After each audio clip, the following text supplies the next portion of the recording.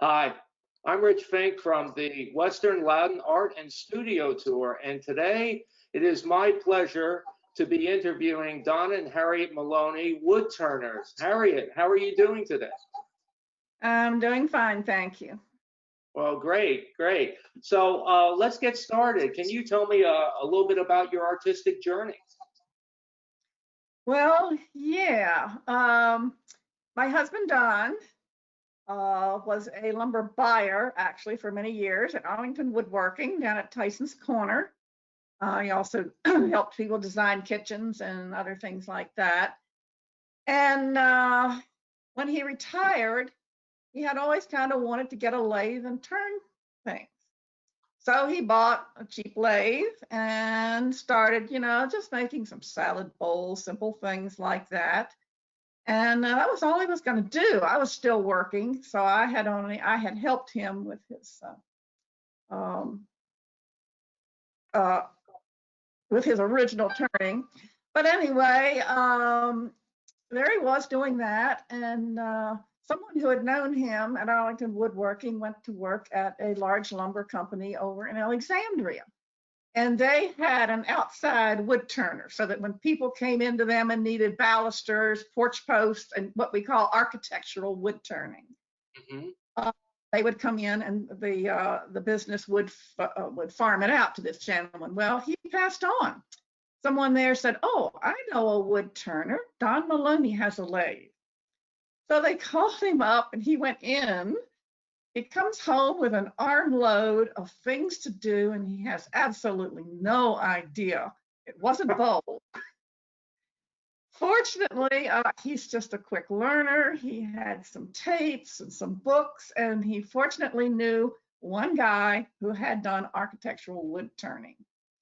And he showed him, because the layout in that's not like turning bowls and vases and things like that. All these balusters have to match each other. And anyway, he learned it.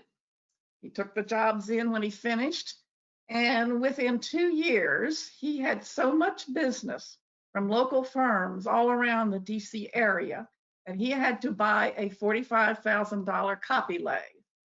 Because when you have to do 50 balusters, people can't afford to pay you to do it by hand. And there he was. And he did this for about 15 years. He made more money than he'd ever made before. And he suffered a heart attack and decided he sold his business to someone he knew. And fortunately, though, he recovered very well from the heart attack. And it wasn't very long before he was ready to turn again, but his architectural business had been sold. So he started making artistic work. And meanwhile, we got to know people in that line. And I started sort of doing it along with him. And for a number of years, Aldi Mill out on Route 50 used to have an art show every year. Also, a number of the wineries would have fairs. Bluemont had a fair. So we started entering our turnings, mostly Don's at that time, into these different shows that we could get in, and found out, gee, we could sell some of it. Of course, in the beginning, we thought we could sell a lot more than we thought we could, but anyway, then we actually could, but that has changed through the years. Then we met a group of other artists, not wood turning artists, but wall artists, pottery, who were selling their wares in Round Hill in a building there. And so we met them and showed our work. And so we started putting some of our pieces there. Well, as you know, Round Hill is now bypassed, has been for a number of years. So it wasn't really a lot going on there. They decided that Hill High Orchards, when I was a little girl, Hill High Orchards was a big thing west of Round Hill. Everyone from the city came to buy their apples, peaches, et cetera, et cetera. I knew Colonel Sleater fairly well when I was young. He was the owner of the orchard. Well, of course, that went to housing development. But the big building was still there, all the big apple storage, and someone had actually opened up and was selling apple pies and things in part of it. So we approached them and said, why don't you take this old, dirty, filthy apple storage area and make it into shops and rent them out? We would like to have an art gallery there. And that happened. They did it. And about 20 of us became a co-op art gallery. And it's called the Gateway Gallery. We figured we were the gateway to this area. And that was 10 years ago. In 2010, we opened the Gateway Gallery. And we are still in business. And we actually are now open Friday, Saturday, and Sundays from noon until 4. Looking forward to, getting fully open someday soon. People are very happy to find us there. We are all protected by masks and require masks for entrance. And we monitor the numbers that come in, and it's working very well. And of course, meanwhile, us, along with the other art people who are in there, there is a gentleman who does wood sculptures, not wood turning. We are the 2 wood turners there. We also have taken part in the Bluemont Fair. We've been in, excuse me, we've been in the museum over in Winchester, in their shop there. Not right now, but we may go back. We've been in the Waterford Foundation Fair and any number of art shows that happen around the area. So that's where we are. Okay. And that's how you got there, right? That's right. And of course, then we found out about the tour about 10 years ago. And, we're so happy to get in the tour. That's been a great success for us. We have a nice, large gallery here at home, a very large wood shop. We have a lot of woodworkers coming here all the time to just play around, learn from each other, et cetera, et cetera. And then we have a gallery, which is open, of course, when there is a tour. And when people call us by phone, we will be more than happy to take them through our gallery here at home. Okay. All right. Well, let me ask you a question. I mean, both of you have been wood turners for quite a while. And how is your what do you get your inspiration from? Is it from seeing the wood before you start working with it, or is it, or are they more functional pieces? Well, we do everything from handles for ice cream scoops and bottle openers. Just a very simple handle, which of course is utilitarian. Our bowls, actually, some of our bowls, when turned out of beautiful wood, people don't use them, they display them, but they are all usable and food safe. Where we've gone from there has a lot to do with the symposiums. There are annual symposiums all across the country, the American Association of Wood Turners. We join them and we go to as many of those yearly symposiums. We meet the best turners from all over the world. And of course, we watch demonstrations. We can buy exotic woods, which we love. We love to buy the exotic woods from Indonesia, South America, Africa, and across the states. And of course, we still use cherry, walnut, all the local woods that we love so much. But we get a lot from those symposiums. We learn a lot, meet wonderful people. That's great. That's just great. So how long have you and Don been selling, your wood turnings? Well, in 2010 is when we established the Gateway Gallery. And I would say 4 or 5 years before that, we were doing some selling, at some shows. Not much. Giving a lot of gifts. It makes great gifts. It does that. It does that. Okay. What I'd like to do now is show you 3 different images of examples of the wood turning, and then we can talk about it a little bit. Is that okay with you? That's fine. Okay. All right. And here we are. Okay, the first one on the left is a piece of mature birch from Finland. That's what we call a natural edge. If you'll see, the upper edge is where the bark was. It has no bark on it, but we like to use that rough upper edge on things, and we do call them a natural edge bowl or vessel whenever we're turning. And one of my favorite woods is African blackwood. Now, a lot of these woods are getting so expensive that we often have to charge so much more for our piece that, you know, it's a little more difficult to sell. But that is African blackwood, wonderful wood to work with, just beautiful. And I do use it as much as I can, but it does add to the price. Right.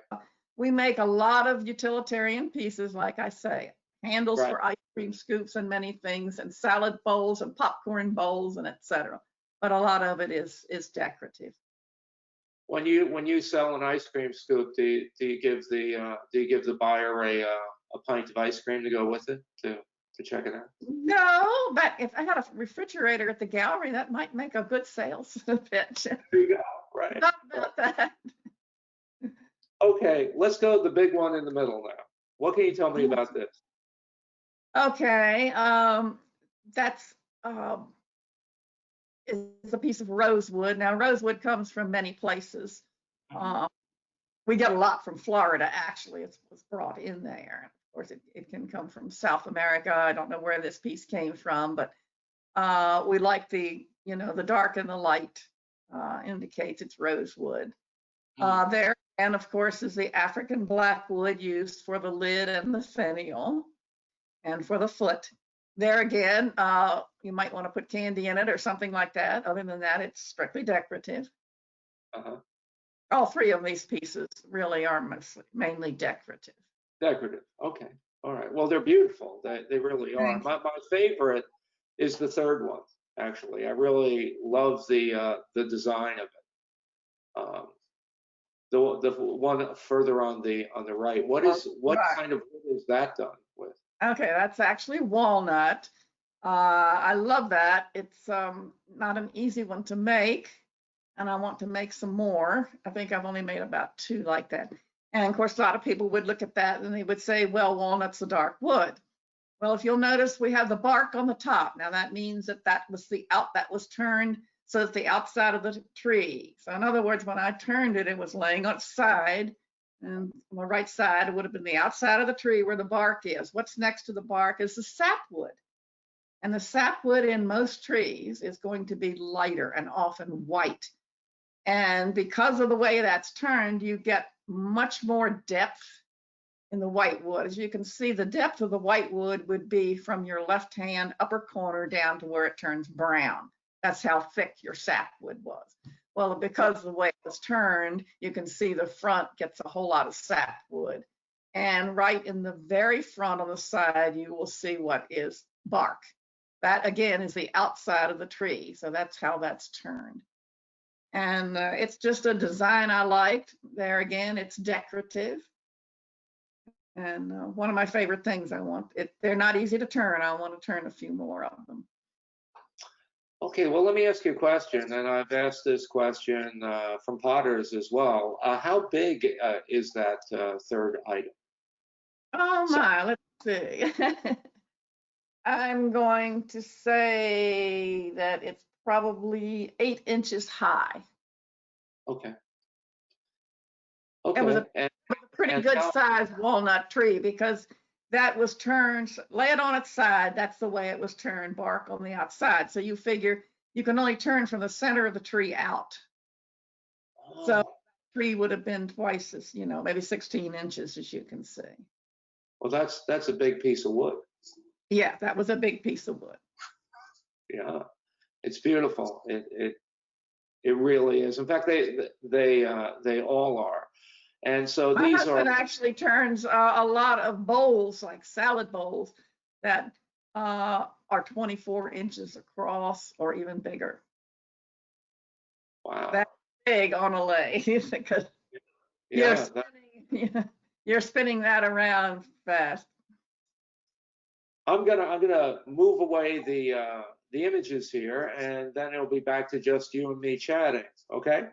Okay. All right, and here we are. And here we are. You know, I really think a lot of art lovers, especially ones that appreciate, great wood turning, would love to see more of your work, and of course, buy buy some too. So, can you now? Obviously, the gallery you were talking to me about. Obviously, that is one of the main retail places for your work. Is that right? Yes, that is our main one. If you could give me the um, link to the gallery, so I could, Okay. give that to, send that out to art lovers to make sure that they know where to go to see your work. If you are open to the fact that somebody could call or perhaps email, so that people could make an appointment when when you're comfortable with that, things are safe, that type of thing. People can call us on our home phone. We only take our cell phone with us when we go out. We're old fashioned. We don't carry them around at home. So I generally just tell people my home phone is 540-554-8223. And if we're not here, they can leave a message. We'll be happy to call them back. They can call us anytime and come up and go through our gallery here. All they have to do is say when they want to come, and we would love to show them through it. We have no problem. Now we wear masks, and we ask them to wear masks, and that's all we require. And anyone that comes in a group in the same car, they can stay together. That's fine. We wouldn't have 3 or 4 cars come up and pack people from different families into the gallery. And we don't have that much anyway to worry about. But right now, the gallery, the Gateway Gallery, at thegatewaygallery.com. They can go on there, find out the hours. They will see a video of the whole gallery showing all of the art and talking about the artists. They can get all sorts of information on the gatewaygallery.com. And it is at Hill High, just west of Round Hill on Route 7. There's 2 great places to eat there and a winery. So, and there is also the Round Hill Art Center, operates out of there. They can find them online if they want to take lessons in pottery and et cetera, et cetera. I don't know what all they teach there, just about anything. Oh, And okay. now we're not in any shows or anything like that, but we are available. The Gateway Gallery is open Friday, Saturday, and Sunday from noon until 4, or by appointment. Okay. And, they can make an appointment by calling. Well, go online if you want to make an appointment, or they could also call my number, but it's just best to go online. If you'd like to make an appointment, someone will meet you there at your convenience. That's great. That's great. Okay, Harriet, it's been great chatting with you, as I figured it would be. Well, I'm so amazed that this terrible virus has put us all in a terrible situation. But I'm looking at what has developed out of this as far as what you're doing, since we did have to miss the tour. What a wonderful idea. And I think this will be most helpful to all of us. There's just the fact that we've been able to have our Woodturners Club meetings via Zoom, and how grateful I am that this is happening in this era when otherwise it just would have been the dead end of everything. Yes. And appreciate what you're doing very much. Well, thank you. One of the reasons that people love the WLAS tour is because it's not only just looking at pictures or looking at things, but they find out the story behind the artwork, and I think that's very important to them. I think it's going to do a good job, even a better job of actually getting to know the artist than what happens when they come on the tour. And I like to tell people when they do come in our gallery, because a lot of people come in and they think, well, I don't, especially when they're my age, they don't need anything. So I say, when you think about us, or when you need a wedding gift, a graduation gift, an anniversary gift, I said, think about us. There is something in our gallery there. And there's something in our wood turning that will make a wonderful gift for someone. Yes, yes. And I was so amazed at what is available, and the people that come by our gallery down there from all over the world. They're visiting. I have pieces that have gone to Australia and many foreign countries, and that's such a great feeling. Or they're going to Texas or California. Yeah, that is a great feeling. Well, Harriet, it's been fabulous talking to you, and I want you to do three things for me. And the first one is to be safe and to stay healthy, and the third one is that you and Don have a fabulous day today. Thank you, and the same to you. Appreciate what you're doing for us. You're welcome. Take care.